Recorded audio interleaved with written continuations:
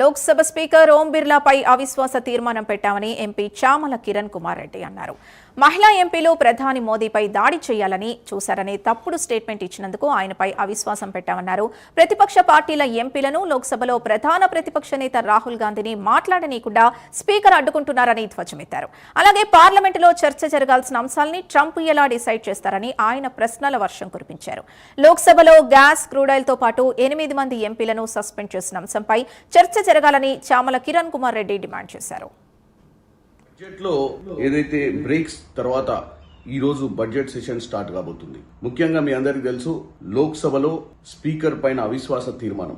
ఈ 18వ లోక్సభ మొదటి నుంచి కూడా ప్రతిపక్షాలకు సరైన ఇంపార్టెన్స్ ఇవ్వకపోవడం, రాహుల్ గాంధీ గారు ప్రతి అంశం మీద మాట్లాడేటప్పుడు ఆయన డిస్టర్బ్ చేయడం, వాళ్ళ సైడ్ నుంచి నిషికాంత్ దూబే తర్వాత కొంతమంది నాయకులకు ముఖ్యంగా అవసరం లేని సమయాలలో కూడా వాళ్ళకు మైక్ ఇచ్చి డిస్ట్రాక్ట్ చేసి భారతదేశంలో ఉన్నటువంటి ప్రజలకు తప్పుడు సంకేతాలు ఇచ్చే విధంగా హౌస్ ని నడుపుతున్నందుకు అవిశ్వాస తీర్మానం పెట్టారు.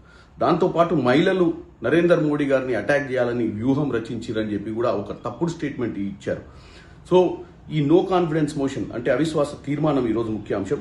ఇది ఎక్స్పోర్ట్స్ కి సంబంధించి అంటే ఇంపోర్ట్స్ కి సంబంధించి ఏదైతే దిగుమతులు అమెరికా నుంచి చేస్తున్నటువంటి దిగుమతులపై సుంకాలను విధించే విధము ట్రంపే వైట్ హౌస్ నుంచి డిక్లేర్ చేయడం, అంటే మన దగ్గర చర్చ చేయాల్సిన అంశాలను కూడా వైట్ హౌస్ లో డిక్లేర్ చేస్తున్నారు. అంటే ఏ విధంగా ఈ యొక్క ప్రధానమంత్రి ట్రంప్ చేతిలోకి వెళ్లి ట్రంప్ దగ్గర కాంప్రమైజ్ కావాల్సిన అవసరం ఎందుకు వచ్చింది అనేది కూడా చర్చ చేయాల్సిన అవసరం ఉంది. అంతేకాకుండా ముఖ్యంగా ఇప్పుడు జరుగుతున్నటువంటి క్రూడ్ ఆయిల్ ధరలు, అంటే గ్యాస్ కూడా మీరు చూసినట్టయితే ఇంట్లో వంట గ్యాస్ ఏ విధంగా రేట్లు పెరిగినాయో, సగటు మనిషి మీద ఎంత భారం పడుతుందో.